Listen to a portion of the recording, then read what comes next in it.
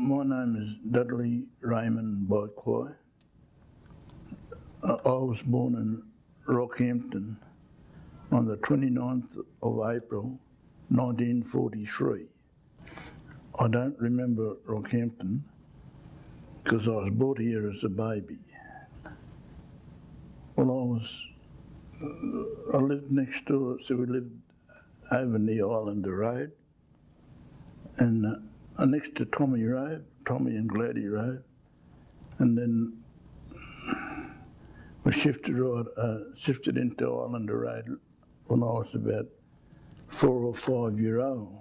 I might be a little bit older because I started school from up on the hill at Islander Road, and I would have been about 6 years old, and not 5 or something like that, eh? Oh, well, we had to walk to school, walk through the bush to school, across a gully. It used to get flooded all the time, eh? And we had a lot of school friends, eh, and mates, and that.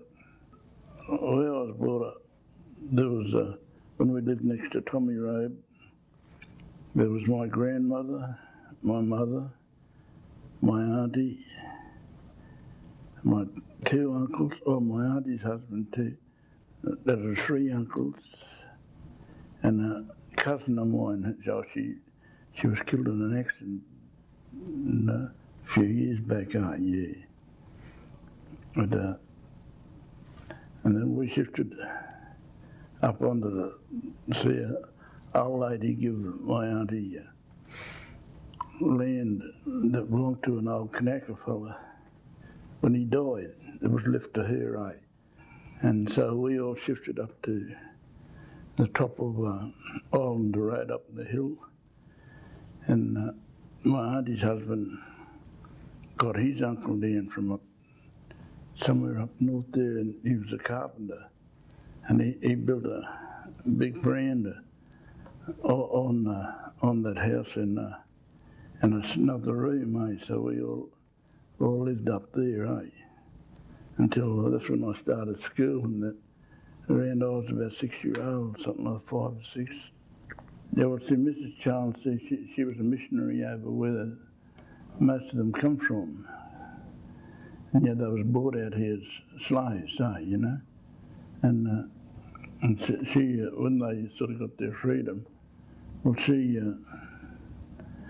let them build their huts on her land, you know. And well, that's why they call it Islander Road there now. See, it used to be, they used to call that lane all the way through there Fraser Street. It was like a track through the bush, you know. And sort of all along there was all Islander fellas used to live, you know. Not that that had been out here for the sugar industry, slaves, and sort of, we used to know some of them, you know.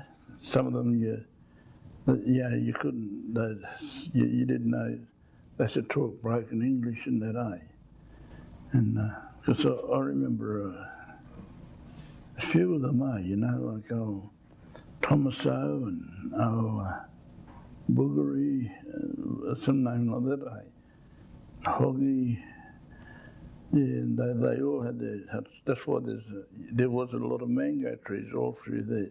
Old Charlie Darby and Joe Tanner and all that, you know.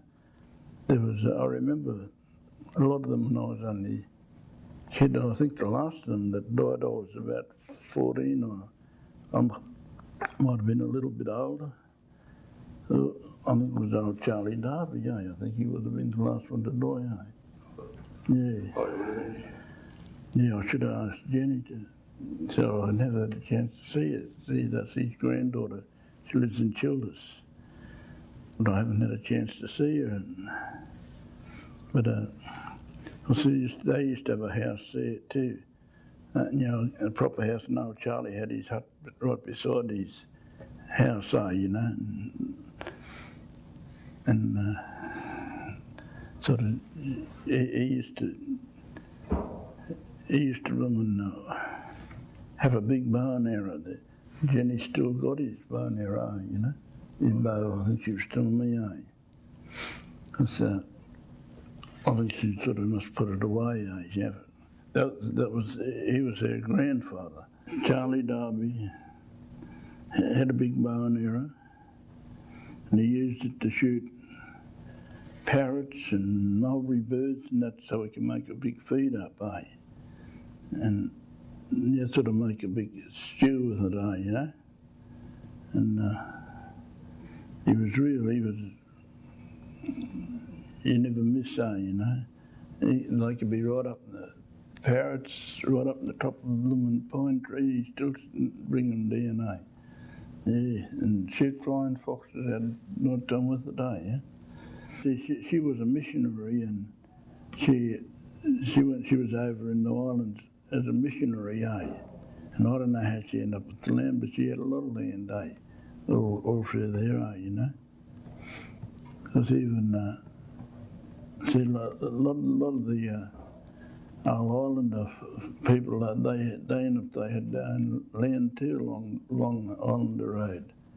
Like there was Darby's, I think they owned their own land, right through to where Boat Harbour Drive is now, And up at Old Tom Tanner, you know, that's up on top of the hill there, And there was old Lumberter. Well, that's the land that Mrs. Charles gave my auntie, you know, because old Tom must have left it to her, But and she had plenty of her own land, and so she gave it to my grandmother and to my auntie. So we all moved in. We ended up living there, And so I was only about 5 years old. So that's why I started school from there, I had 9 siblings in my family, I'm the oldest, and the rest are my stepbrothers and sisters, And well, there's 8 of us are left now because one was killed in a car accident, And yeah, my mother was Mary Byquar, and she married George Johnson after I was born, And that's how they had 8 children, and then 9 with me, I was the oldest in the mob.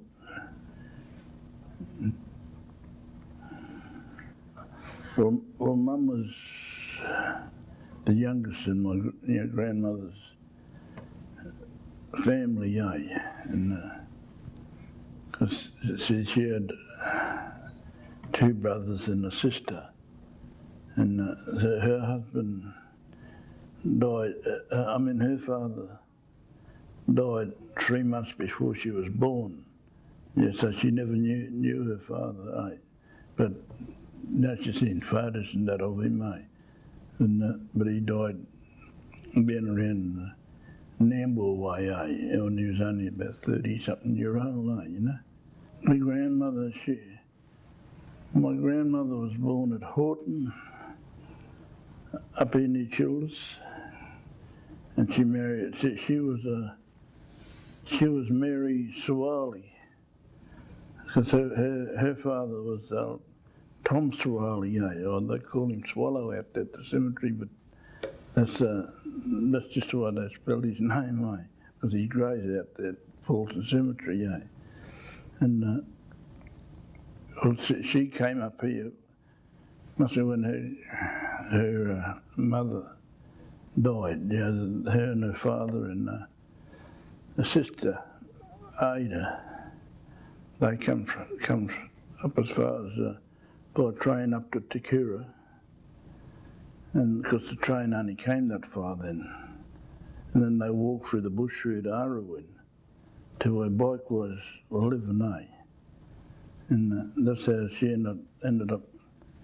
That's when my grandfather's mother and father were living there, so they ended up staying there with them, at Arrowin. My great grandfather, I just don't know, like, what ship he was brought out here on. but I know he was related to a lot of the Mackay people, you know, the Whatnanas, the Fuquandis, the Babongis, Moonies and that, you know.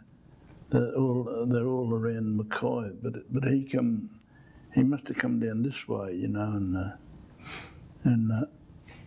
well, I think he ended up must have living down around Nambour way, and then when his wife passed away, well, he must have, him and my granny and her sister, or her stepsister, Ada, they came up here to Hervey Bay, to Byquar, say. And that's how my grandmother married Louis Byquar. My great-grandfather comes from Malata in Solomons, from Low Lagoon. Yeah. And that was Byquar, you know. But a Swally, they reckon he come from up in the hills, in the mountains or something, yeah. I went to school in Pyalba, and I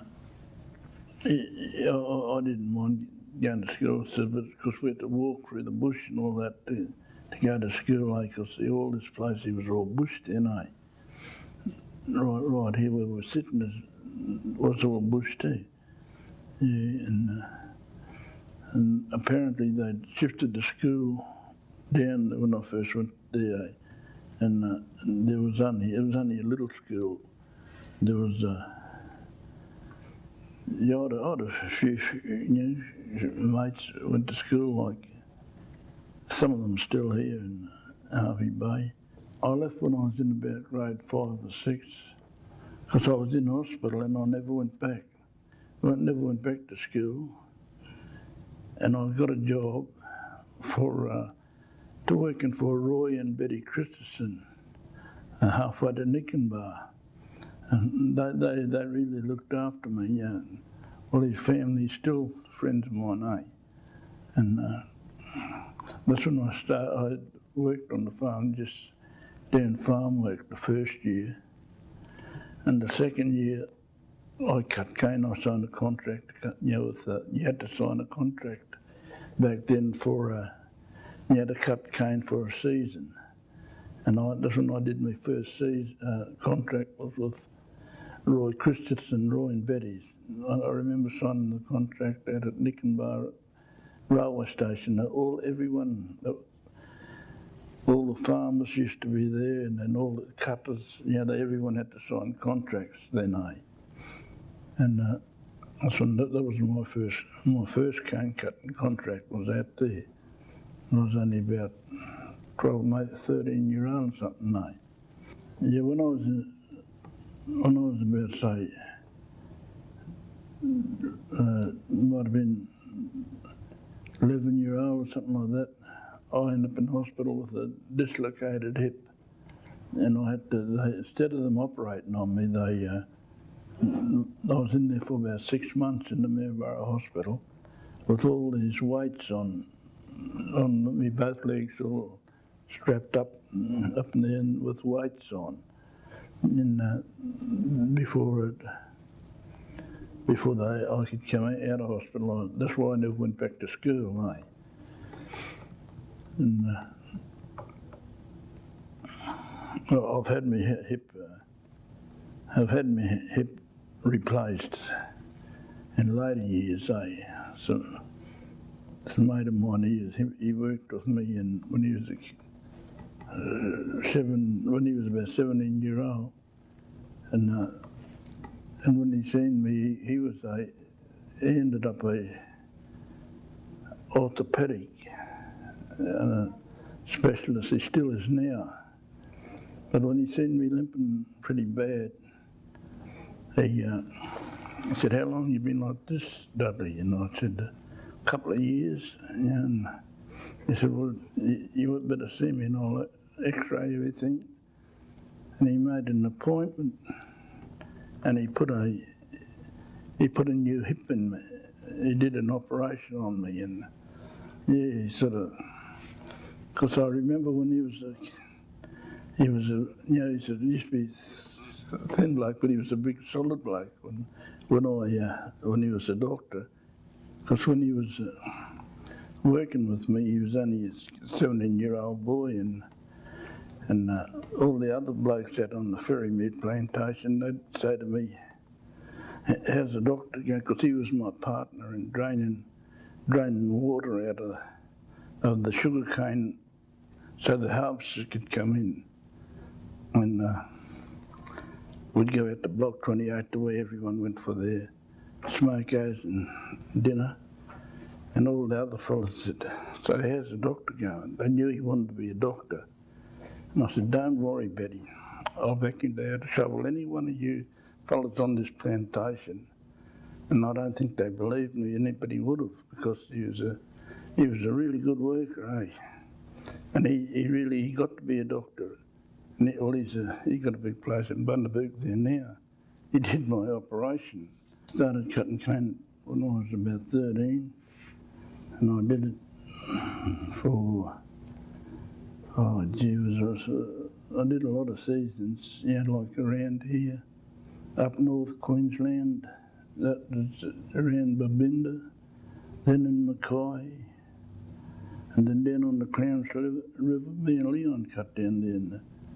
And then I come back down to the last season I did was down here near Nambour, what's that, Coolum, I think it was Ikara, yeah.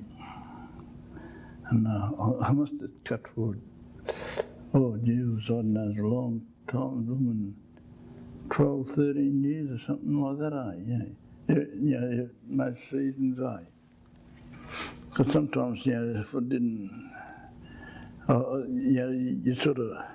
you'd be glad when the end of the cane season came over the crushing, and you'd be thinking, "Oh, gee, I'm glad this is over, eh?" And then you couldn't wait to start again so you can get some money, yeah. I know when you started, when I first started, you had to cut it and shoulder load it too, yeah. That's what I always said.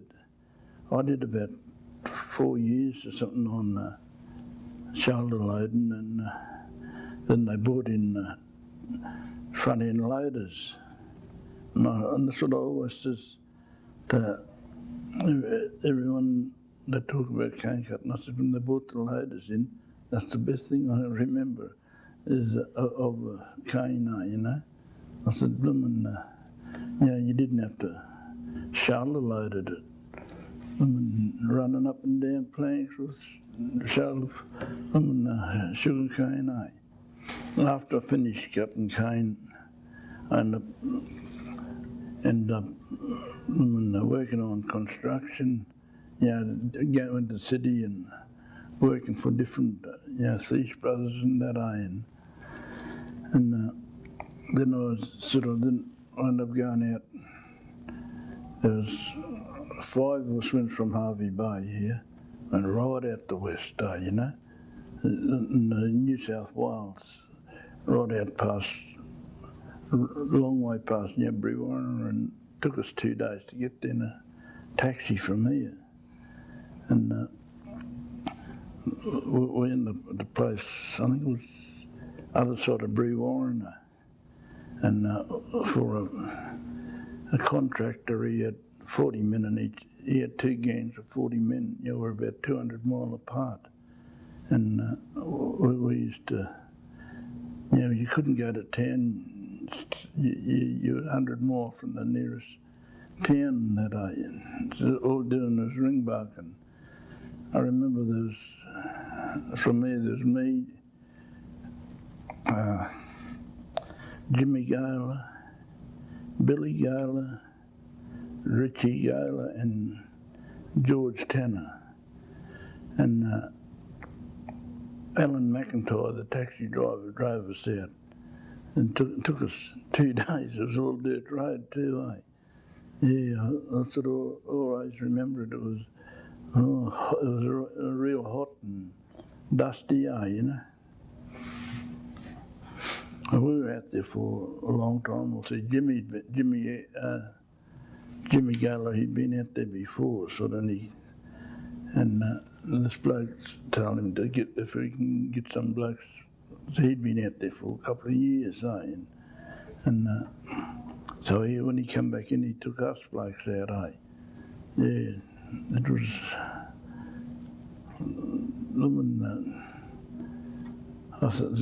something a long way between towns, Well, it seemed a long way when it's all dirt road, Yeah. Yeah, I can't even think what year that was, Yeah. Well, actually, ICOT came after that too, I think. The most important person in my life was my grandmother and my mother, because they sort of reared me up. So my mother and then my grandmother took me when I was only about 10. And then I was sort of, well, they were the most important people in my life, Yeah. And, well, now Leon is, see, because he's a next brother to me, sort of, because their mum's gone, Nan's gone, and, well, I lost my mum in 2010, and, well, she had all us kids to look after, but before that she used to work, and doing housework for different people, and same as my grandmother used to do the same thing, They used to work for business people around here, Murphy's, and then after she had all us kids, well, she was sort of looking after us all the time, Yeah, well, when I first started working, I was working for 14 shillings a day. To me, I thought I was a rich man. But today's money, that's not even $1.50, But that was when I was working for Roy and Betty said, and actually I still only just going to school. I used to get 14 shillings a day, and that was, and I think it was £5 something a week. I'd end up on, and I'd give my grandmother £2 or something else for staying there, and then I'd keep a little bit for myself. Back then I had some money in the bank, then, like after a while, but yeah.